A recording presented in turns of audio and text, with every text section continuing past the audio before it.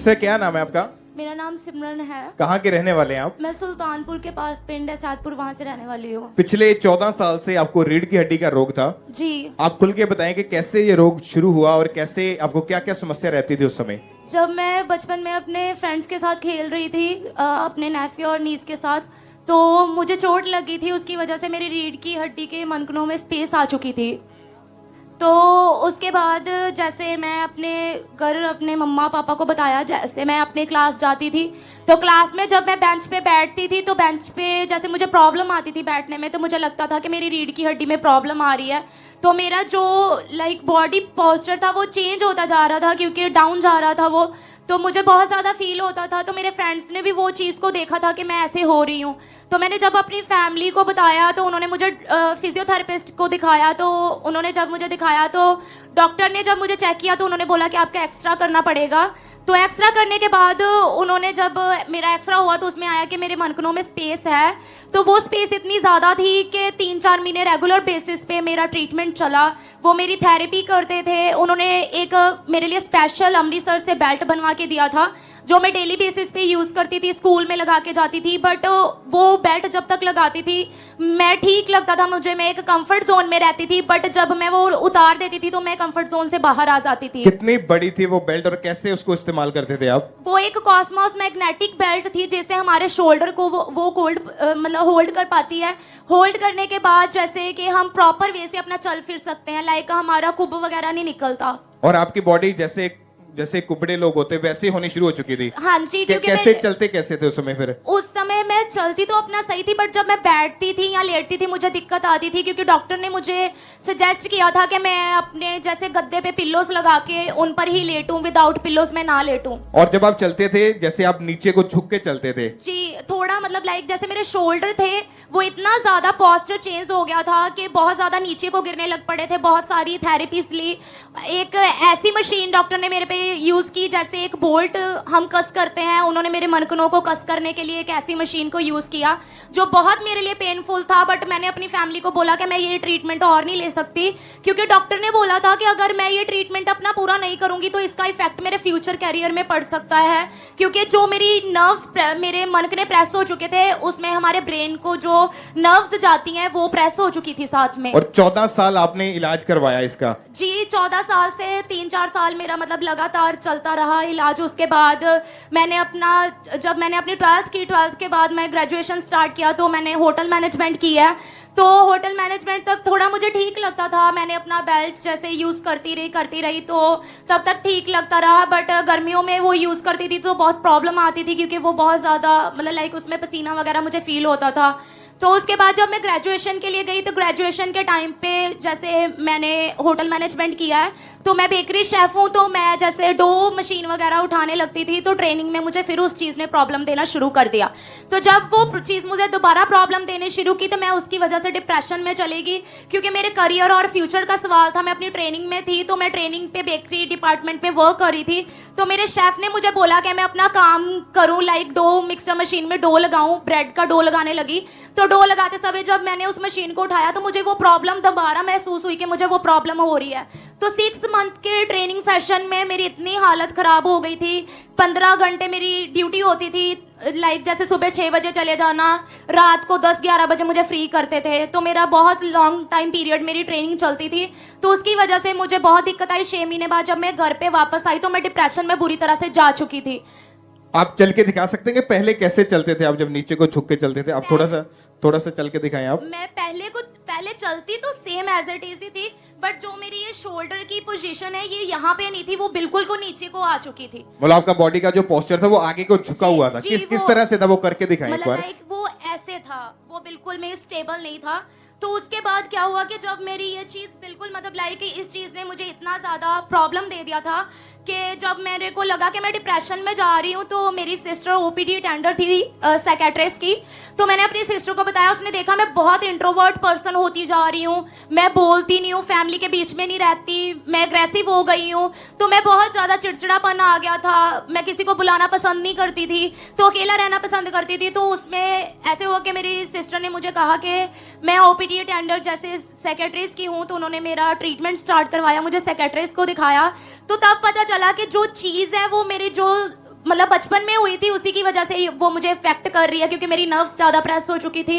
तो मुझे एक स्किज़ोफ्रेनिया नाम की प्रॉब्लम हो गई थी। जैसे मुझे डिप्रेशन के डॉक्टर, मेरे साइकेट्रिस्ट ने मुझे कहा कि डायग्नोस किया कि मैं मतलब लाइक ओवरऑल दी वर्ल्ड इस बीमारी का इलाज नहीं है। और आपकी जो एक्टिविटीज थी वो जैसे कि एबनॉर्मल अब व्यक्ति की होती नॉर्मल है। पर्सन होते हैं वैसी हो गई थी, जैसे अकेले रहना, अपने मन में अपने साथ बातें करते रहना, किसी से बात ना करना, और करियर के बारे में सोचते रहना कि मेरे साथ वाले, मेरे कजन्स, मेरे फ्रेंड्स सब सेटल हो गए हैं अपनी लाइफ में, मैं पीछे क्यों हूं।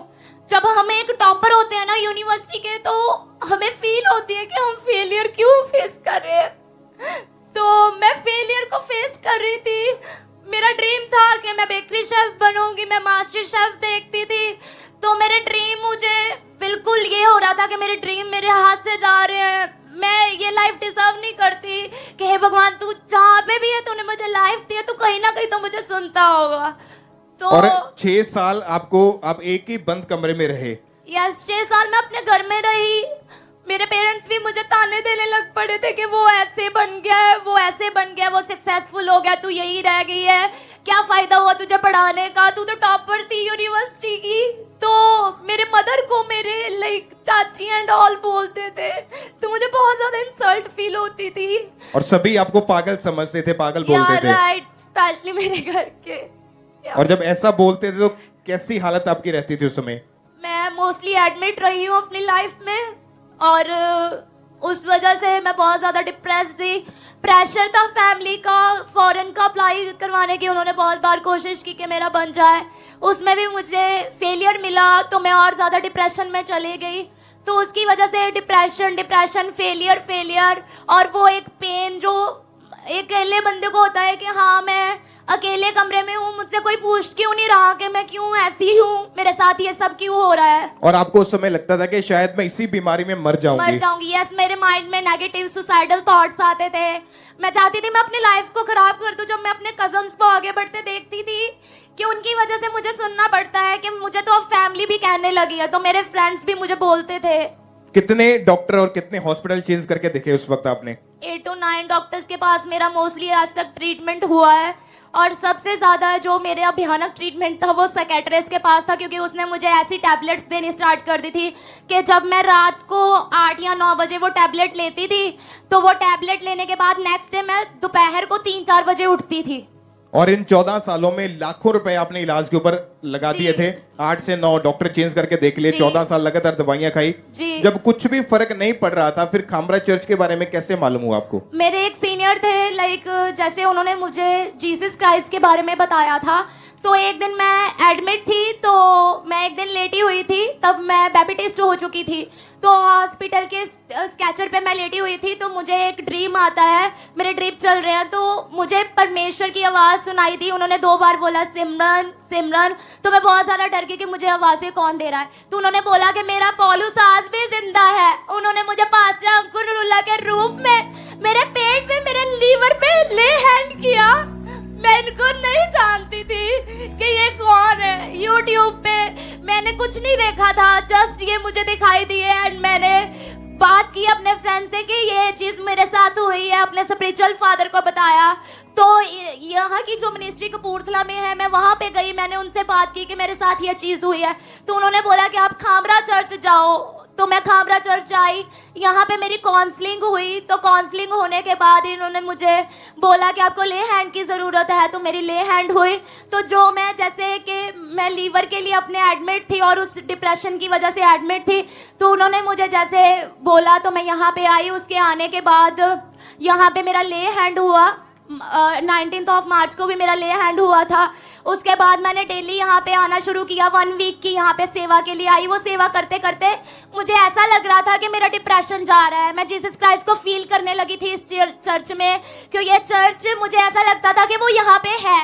तो मैंने मेंटोर की हर एक बात को नोटिस किया, उनके वर्ड्स को लिखना स्टार्ट किया। उनके हर एक वर्ड्स जो वो बीमारियों को डांटते थे, वो मुझे लगता था वो मेरे लिए मैं रिसीव करती थी। और 7 अप्रैल 2023 को जब ये बहन चर्च में आए, तो ये इन्होंने प्रेयर को रिसीव किया, और जब ये प्रेयर को रिसीव करने के बाद आगे आए तो परमेश्वर के दास ने इनके ऊपर ले हैंड प्रेयर की थी। उस प्रेयर को हम देखते हैं।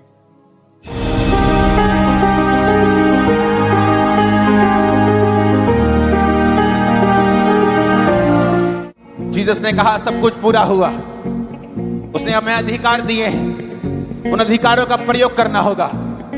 बीमारी वाली जगह पे हाथ रखना होगा, दुष्ट आत्मा को बोलना होगा, आउट मेरी बॉडी से, सिस्टम से, ब्लड से, हड्डियों से, बोन से, माइंड से, ब्रेन से, फाइनेंस से, कैरियर से, जीवन से, फैमिली से। कमेंट करें। और जब आपने प्रेयर को रिसीव किया पूरे विश्वास के साथ, क्या हुआ उसके बाद आपके जीवन में? उसके बाद मुझे, जब मैं ये प्रेयर रिसीव कर रही थी, तो मुझे मतलब मैंने रियलिटी में ऐसा फील किया कि जीसस क्राइस्ट खुद नीचे उतरे हैं। उन्होंने अपना सामर्थी हाथ जिसमें कील लगा हुआ है, वो कील का निशान भी दिख रहा था। उन्होंने पहले मेरे सिर पे जोर से टच किया था, फिर बाद में बैक में टच किया, और उन्होंने मुझे बोला you are mine, follow me. उन्होंने मुझे ऐसे, जब मुझे आवाज सुनाई दी तो मेरे जो शोल्डर्स है बहुत ऊपर तक चले गए, फिर एकदम से नीचे को गिरे। तो मुझे मूवमेंट फील हुई कि मेरे अंदर कोई मूवमेंट हुई है। तो वो मनकने जो थे वो अपनी जगह पर आ चुके थे। तो मैंने एक सिस्टर को बोला कि सिस्टर मेरे शरीर में कोई हिलजुल हुई है, मेरे मनकने सेट हो चुके हैं। तो वो मुझे आगे लेकर आई। तो मेंटर ने मेरी खुद गवाही दी। तो मुझे जब ले हैंड किया मेंटर ने, तो उन्होंने बोला कि जीसस क्राइस्ट ऐसे लोगों को देखकर ही तरस खाते थे। मैंने उस वर्ड को भी रिसीव किया। मुझे विश्वास हुआ वो उतरे थे, वो जिंदा है, वो जिंदा है। तारीफ करें, जोर से तालियों के साथ परमेश्वर का थैंक्स करें इस बड़ी हीलिंग के लिए, इस बड़ी गवाही के लिए परमेश्वर का थैंक्स करें। और ये उसी टाइम आगे आए, इन्होंने अपनी टेस्टमनी को दिया। उस वीडियो को देखते हैं हम।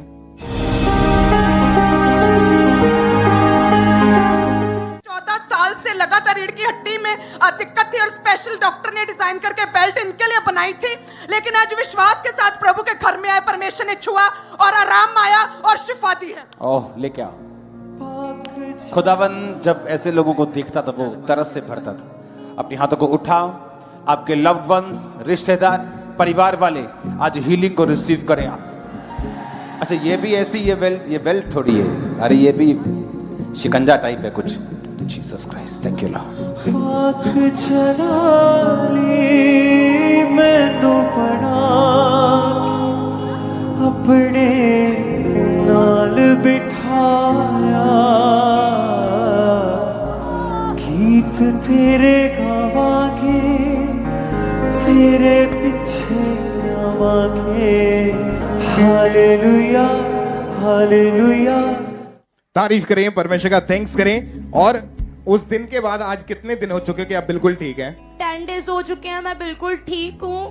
चेक किया अपने आप को प्रॉपर आपने? जी, मैंने 10 डेज में खुद को चेक किया। जो मेरे पोस्टर चेंज हुआ था वो बिल्कुल सेट हो चुका है। तो मैंने मतलब लाइक अब दोबारा अपनी 6 साल बाद बेकरी डिपार्टमेंट में जॉब स्टार्ट की है। खुदावंद की नजात से, खुदावंद के फजलो और करम से खुदावंद ने मुझे फिर बेकरी शेफ बनने के लिए खड़ा कर दिया है। Thank you Jesus. आप चल के देखें, चलिए जरा, चलिए आप तारीफ करें। सब जोर से तालियों के साथ अपने हाथों को उठाएं। थैंक यू जीसस बोले और जीवित परमेश्वर के नाम को महिमा दें। इस बड़ी गवाही के लिए, बड़ी हीलिंग के लिए परमेश्वर का थैंक्स करें।